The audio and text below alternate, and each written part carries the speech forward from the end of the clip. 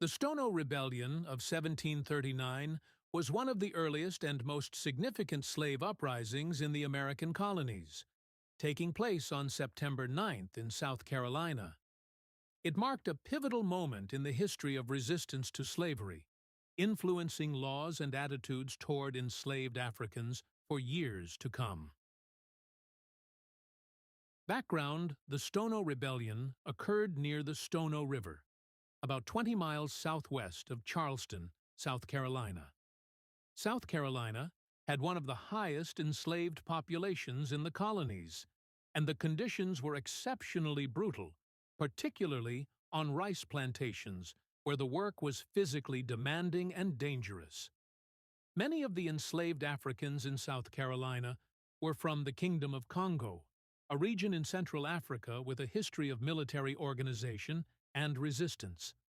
Some enslaved individuals, including those involved in the rebellion, were likely familiar with military tactics and possibly literate in Portuguese, which may have facilitated their planning and coordination. The Rebellion. The rebellion began early on a Sunday morning, when a group of around 20 enslaved Africans, led by a literate man named Jemmy, also called Cato, gathered near the Stono River.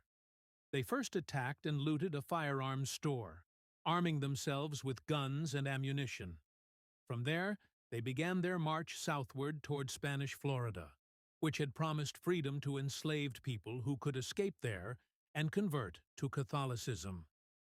As they marched, the rebels gathered more participants, eventually reaching about 80 people. They chanted, "Liberty," in what was described as a unified cry for freedom, burning plantations and killing roughly 25 white colonists in their path. Their objective was clear: escape bondage and reach Florida, where they hoped to find freedom. The suppression. The Stono Rebellion was quickly met with violent suppression. The South Carolina militia, consisting of white settlers, was mobilized to confront the rebels. In a bloody confrontation later that day, the militia killed many of the rebels, capturing others and brutally executing them as a warning to other enslaved people.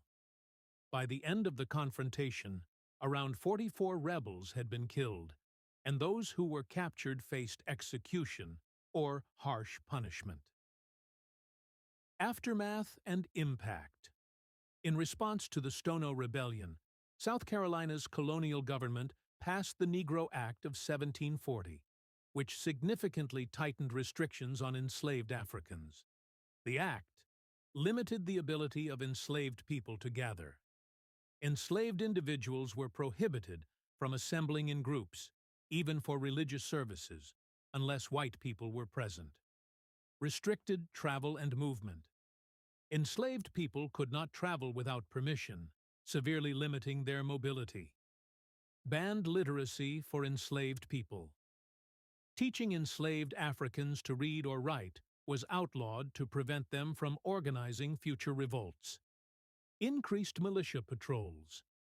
The act authorized more patrols to prevent uprisings and escape attempts.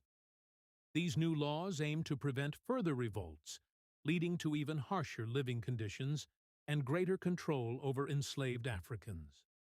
The Stono Rebellion also heightened fear of future uprisings among slaveholders, leading to more oppressive systems and stricter surveillance. Legacy: the Stono Rebellion is remembered as a powerful expression of resistance against the brutal institution of slavery. It demonstrated the desire for freedom among enslaved Africans and the lengths to which they would go to achieve it, even in the face of severe consequences. The rebellion had a profound impact on South Carolina's slave code and influenced similar laws in other colonies, contributing to the oppressive framework that would characterize American slavery until its abolition. The Stono Rebellion remains a symbol of the resilience, courage, and relentless pursuit of freedom by enslaved people in early America.